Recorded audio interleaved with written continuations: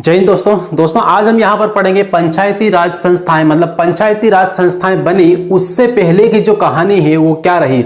और एमपी पटवारी की तैयारी करने वाले हर एक स्टूडेंट्स के लिए ये जो क्लास है सबसे बेस्ट रहेगी और बहुत जरूरी है। मोस्ट आईएमपी वीडियो रहेगा, ये वाला छोटा सा वीडियो रहेगा। पूरा शुरुआत से लेकर अंत तक पूरा देखें और ध्यान से देखें। जो भी फैक्ट यहाँ पे बताऊंगा मैं वो सारे किसी न किसी एग्जाम में पूछे गए फैक्ट है, इसलिए एक भी फैक्ट को इग्नोर ना करें। तो दोस्तों यहाँ पर आइए और स्टार्ट करें।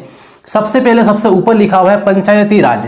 पंचायती राज कब का? तो गठन से पहले का। ठीक है, पंचायती राज संस्थाओं का गठन हुआ उससे पहले का जो कहानी है वो आज हम यहां पर देखेंगे।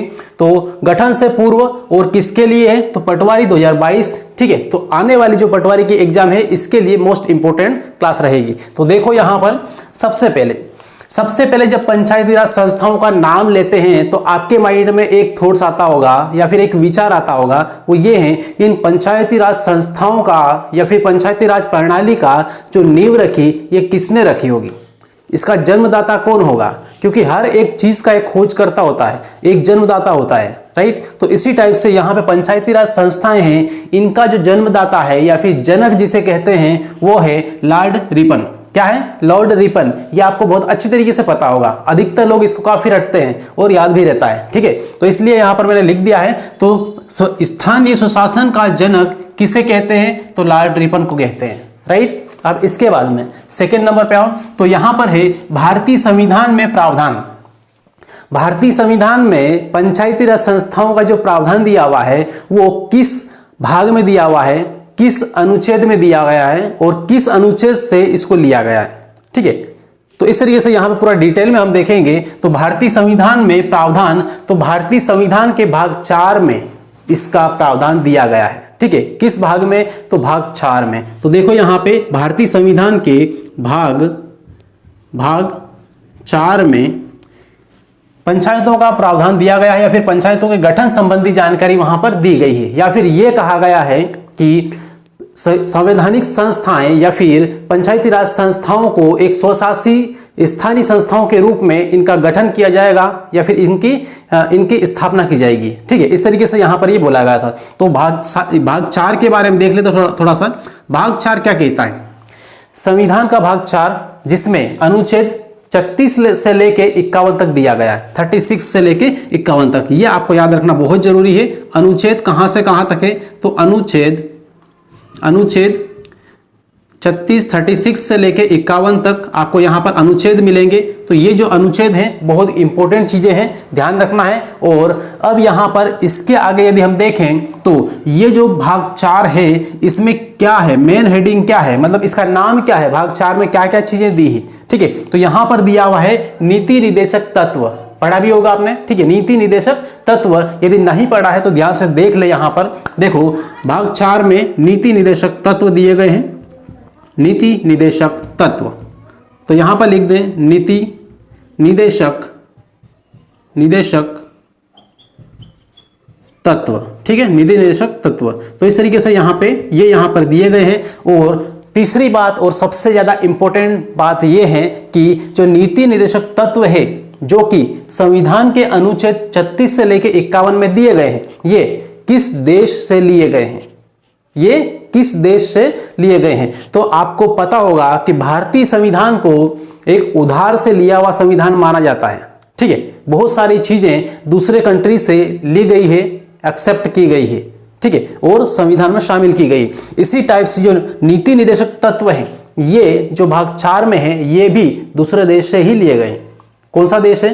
तो वो है आयरलैंड। कौन सा है? आयरलैंड। तो इस तरीके से एक समुद्र में टापू के रूप में पाए जाने वाला जो देश है, कंट्री है, उसी से यहां पर ये लिया गया है। आयरलैंड उसका नाम है। ठीक है, तो यहां पर लिख लें उस कंट्री का नाम आयरलैंड।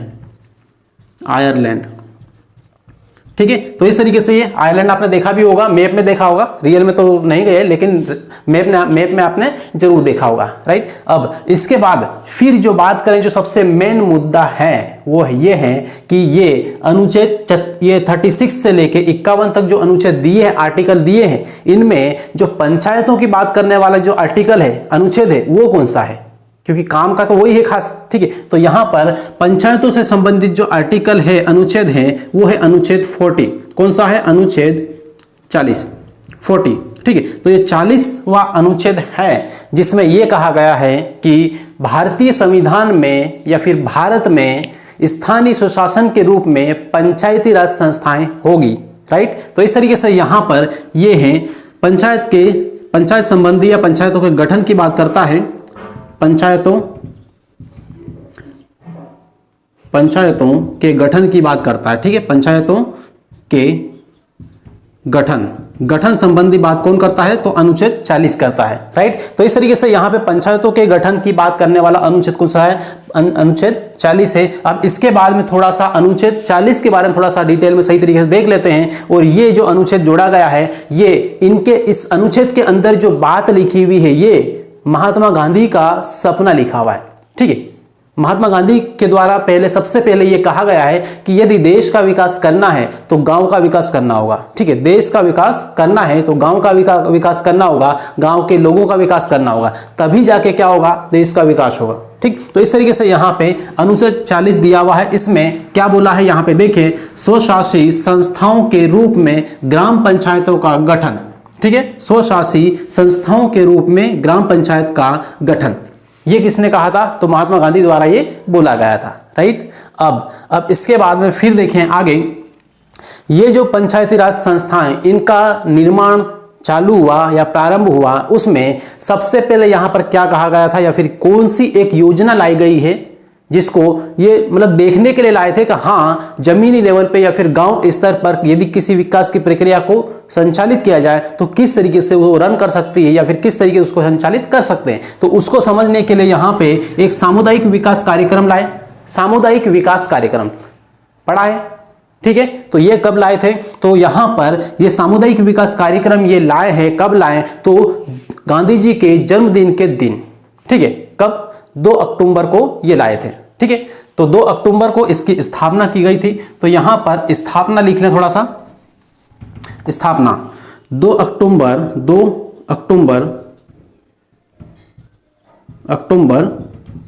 1952। कब? 1952 इस तारीख को ये लाए थे, मतलब इस तारीख को ये योजना प्रारंभ की गई थी, राइट। कौन सी? सामुदायिक विकास कार्यक्रम। ये योजना कब प्रारंभ की गई थी? फिर से देखो, 2 अक्टूबर 1952, राइट। अब इसके बाद फिर यहां पर देख लें, इस योजना का जो मेन उद्देश्य था, वो उद्देश्य क्या था, ठीक है। क्या इसका टारगेट था, क्या इसका गोल था? तो यहां पर देखें, इसका जो उद्देश्य था, इसका गोल था, यह था कि ग्रामीण जीवन के संपूर्ण स्तर को ऊपर उठाना। ग्रामीण जीवन जो पिछड़ापन में दबा हुआ है, उसका विकास करना, उसको ऊपर उठाना, जो विकास की मुख्य धारा है उसको लाके उसमें जोड़ देना, राइट। इसीलिए आज के टाइम में आप देखोगे तो हर एक पंचायत किसी न किसी मुख्य मार्ग से जुड़ी हुई है, मतलब हर एक गांव में पक्के रोड बने हुए हैं, राइट। तो इस तरीके से यहां पर यही काम था इस कार्यक्रम का, लेकिन ये जो कार्यक्रम है पूरी तरीके से सफल नहीं हुआ, ये फेल हुआ। अब इसी कार्यक्रम के अंतर्गत एक और योजना लाई गई, और वो कौन सा था? तो वो था राष्ट्रीय प्रसार सेवाएं। कौन सी है? राष्ट्रीय प्रसार सेवाएं। अब राष्ट्रीय प्रसार सेवाएं क्या करती है? अब ये सामुदायिक विकास कार्यक्रम, ये तो क्या है, विकास के लिए लाया गया था, ठीक। गांव के ग्रामीण क्षेत्र के विकास के लिए लाया गया कार्यक्रम था। कब? 2 अक्टूबर 1952 को। लेकिन जो राष्ट्रीय प्रसार सेवाएं हैं, ये गांव क्षेत्र में, ग्रामीण क्षेत्र में टेक्निकल सेवाएं जो देने के लिए यहां पर ये जो लाया गया है, ठीक है। तो इस तरीके से राष्ट्रीय प्रसार सेवाएं, ग्रामीण क्षेत्रों में तकनीकी सेवाएं उपलब्ध कराना इनका उद्देश्य था, ठीक है। इनका टारगेट क्या था? ग्रामीण क्षेत्रों में टेक्निकल मतलब तकनीकी सेवाएं उपलब्ध कराना, राइट। जैसे कि आपने पहले देखा होगा, पहले के टाइम में जब टेलीफोन मोबाइल वगैरह नहीं था, ठीक है, मोबाइल वगैरह नहीं था, लेकिन टेलीफोन वगैरह आ चुका था। उस टाइम क्या हुआ, गांव में टेलीफोन के खंबे वगैरह लगाना प्रारंभ किए थे। 500 रुपये, 1000 रुपये, 1200 रुपये इस तरीके से जमा करवा के लोगों से, और इतने जो पोल वगैरह गड़वाए थे। लेकिन उन पोल का बाद में क्या हुआ, वो टेक्नोलॉजी लाने की कोशिश की गई थी लेकिन सफल नहीं हुई, ठीक है। वो खंबे उखाड़ ले गए लोग, या फिर तार वगैरह तोड़ दिए, ये सब कुछ हुआ, तो वो असफल रही, राइट। तो इस तरीके से ये दोनों ही योजनाएं यहां पर असफल रही। और राष्ट्रीय प्रसार योजना, इसकी स्थापना कब की गई थी? तो इसकी हुई थी 2 अक्टूबर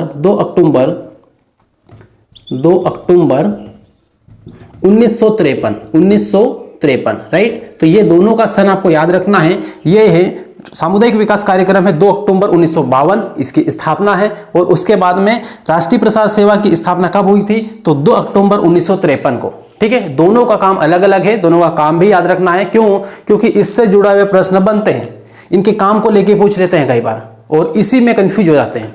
ठीक है, तो कंफ्यूज बिल्कुल नहीं होना है। पहला वाला विकास के लिए थे और दूसरा वाला जो कार्यक्रम था वो टेक्निकल या तकनीकी सेवाएं उपलब्ध कराने के लिए था। राइट, तो इस तरीके से दोस्तों यहाँ पर ये छोटा सा वीडियो है, एकदम बेसिक वीडियो है। एक अभी ये जो क्लास है ये पंचायती राज संस्थाओं का सबसे पहला और सबसे फर्स्ट क्लास है। राइट, अब आज के बाद में कंटिन्यू आपको क्लास मिलेगी पंचायती राज संस्थाओं की और पटवारी की एक पॉइंट टू पॉइंट पूरी तैयारी करेंगे, हर एक फैक्ट को कवर करेंगे।